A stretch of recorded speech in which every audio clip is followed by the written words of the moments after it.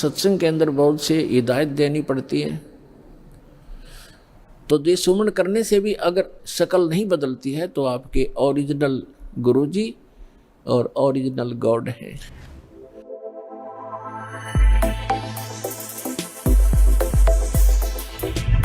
तो यह बताते हैं सतगुरु की शरण में आकर फिर धर्मराज का भी डर नहीं। यम के दूत की तो बातें छोड़ो तुम। तो पुण्यात्माओं, उस झोपड़ी में बैठे व्यक्ति का और कपड़ा बुनने वाला और उसके 64 लाख से सो जाना, और हमारी समझ में नहीं आया कि ये भगवान है, गले नहीं उतरी कि यूं भगवान हो सकता है। और भगवान सिंगाड़ा होया करे, जिसका सींग शांग लग रहे हो या बंदूक बंदाख ले रखी हो। अरे जो दुख आप पर आपत्ति आई और दूर कर दी मालिक ने, और ऐसी भक्ति दी, आपका सारा सुख दे दिया। सब जो भी शरण में आए थे गिनती नहीं कर सकते, इतने सुख दिए दाता ने। और लेकिन उन सिरफरों के बकाए हुए ये कह दिया करते, नहीं यो तो वैसे सिद्ध पुरुष है, कोई सिद्धि शादी जानता है, ये भगवान थोड़ा ही हो सकता है। वह हम मान्य करते भगवान श्री राम और श्री कृष्ण, जिसके हाथ में तीर, सुदर्शन चक्र, और हनुमान जी के पास गदा, और माता लेरी 8 हाथों में हथियार, तो हम इसे ईशान भगवान मानना थे। यह बुद्धि पर पत्थर पड़ रहे थे, इसी कारण से हम फैल रहे। तो हम उसी समय इसलिए मार खा गए कि हमने भगवान को भगवान नहीं माना। तो परमात्मा एक वाणी लिखकर गए हैं कि गुरु मानुष कर। परमात्मा बताते हैं कि गुरु गोविंद कर जानियो, रहियो शब्द समाए, मिले जब दंडवत बंदगी, नहीं पल पल ध्यान लगावे। गुरु जी को गोविंद कर मानना, भगवान मानकर उसके साथ व्यवहार करना, ट्रीट करना। गुरु गोविंद कर जानियो और चलियो आज्ञा माँ, मिले तो दंडवत बंदगी, नहीं तो पल पल ध्यान लगा। जब भी आपको मिले दंडवत प्रणाम करें और गुरु जी को परमात्मा मानना। वो खुद तो भगवान थे ही, लेकिन अब अपने दास को भेजा है परमात्मा ने, तो इसलिए कि आपका जो स्वभाव है, आपका जो भाव है वो बना रहेगा। जैसे गणित के अंदर एक प्रश्न आता था ब्याज का, ऋण का, तो उसमें मूलधन ज्ञात करना होता था। मूलधन तो होता था वो करोड़ों और अरबों रुपए का।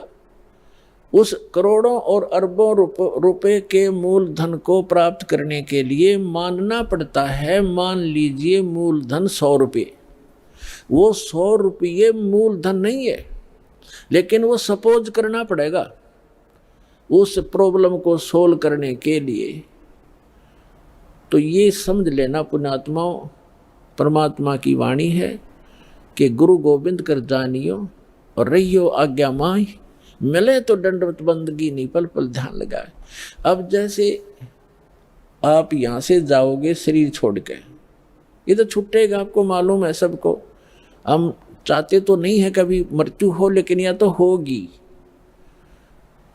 वो मालिक के आधार पे है। अब तो आप भक्त हो गए, आपकी मृत्यु तो भगवान कबीर साहब के हाथ में है। आप कहोगे तब होगी, कई बार कह लोगे जब होगी। अब काल नहीं मार सकता आपको, अकाल मृत्यु नहीं मर सकते आप, अगर नियम ठीक रखोगे।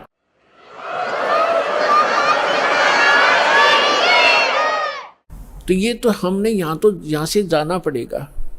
जब आप यहाँ शरीर छोड़कर जाओगे तो ऊपर जाकर के जहाँ भी आप देखोगे ये दास के रूप में वो कबीर परमेश्वर आपको खड़े दिखाई देंगे। और जो काल के दूत यहाँ संत आए हैं उनके रूप में वो काल उनका रूप होगा, लेकिन काल उनके संत के रूप में खड़े दिखेंगे। तो वहाँ जो जिस गुरु की वो शरण में है, तो वहाँ जाकर अपने गुरु जी के पास ही जाते हैं। वो तो सीधे के अपने वो खड़े गुरु जी, तो अब उसके शेष सारे उस गुरु के पास, उसके शेष उस दूसरे गुरु के पास। तो वहाँ काल भी आता है जो उसने संत भेज रखा है इन जीवों का नाश करने के लिए, और परमात्मा आता स्वयं जिसने अपना संत भेज रखा है जीवों का विकास करने के लिए। तो इस दास के रूप में आपको वहां परमात्मा मिलेंगे।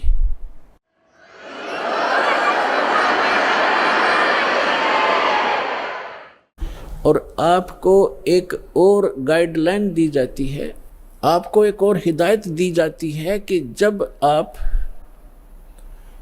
गुरु जी के पास जाते हो, प्रणाम करते हो,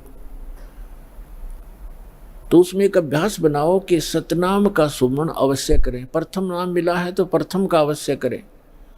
जैसे प्रणाम करते करते भी आप एक सांस का सेवन आसानी से कर सकते हो। और उससे क्या होगा, जैसे यहाँ तो आपका अभ्यास बना रहेगा, भक्ति तो करनी है, तो उससे क्या होगा, जैसे आप सतलोक वहाँ जाओगे, एक तिरकुटी, एक इंटरनेशनल एयरपोर्ट समझ लो तिरकुटी, जब वहाँ पहुँचोगे तो वहाँ आपको परमात्मा मिलेंगे इस दास के रूप में। और वहाँ काल भी धोखा देने के लिए इस दास का रूप बना सकता है। तो उसमें आप जी ने सिमरन करना है सतनाम का, क्योंकि वहाँ जाएगा तो सतनाम ही होगा आपके पास, सारनाम तो होगा ही होगा, सतनाम भी होगा। तो सतनाम का और सारनाम का जाप करना है। तो सतनाम का जाप करने मात्र से, और प्रथम मंत्र भी अगर प्राप्त है, इसमें प्रथम और लास्ट 2 मंत्र हैं इस 7 मंत्रों में, तो ये दोनों मंत्र भी गजब के मंत्र हैं। इनका भी जाप करने से क्या होगा, यदि सामने काल परमात्मा की बजाय स्वयं आकर के दास का रूप बनाकर खड़ा हो जाएगा, तो इस सिमरन से उसका तुरंत चेहरा बदल जाएगा, उसके ऊपर का आवरण हट जाएगा, उसकी वास्तविकता वो भूंडी शकल दिखाई देगी। फिर आप अपने आप दूर हो जाओगे, फिर इधर उधर देखोगे।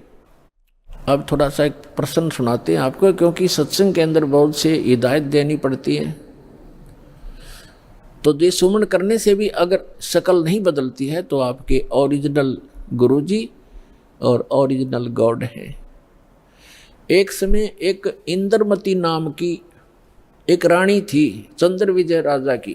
एक चंद्र विजय नाम का राजा था, उसकी इंद्रमती नाम की एक रानी थी, और वो बहुत भक्तनी थी भगवान की। फिर पिछले जन्म से, पिछले पुण्य से ही अच्छी आत्माएं राजा बनती हैं, रानी बनती हैं, और इतना सुख होकर के भी जो परमात्मा की तरफ में भगवान की भक्ति में लगे होते हैं, वो पुण्यात्मा विशेष होती हैं।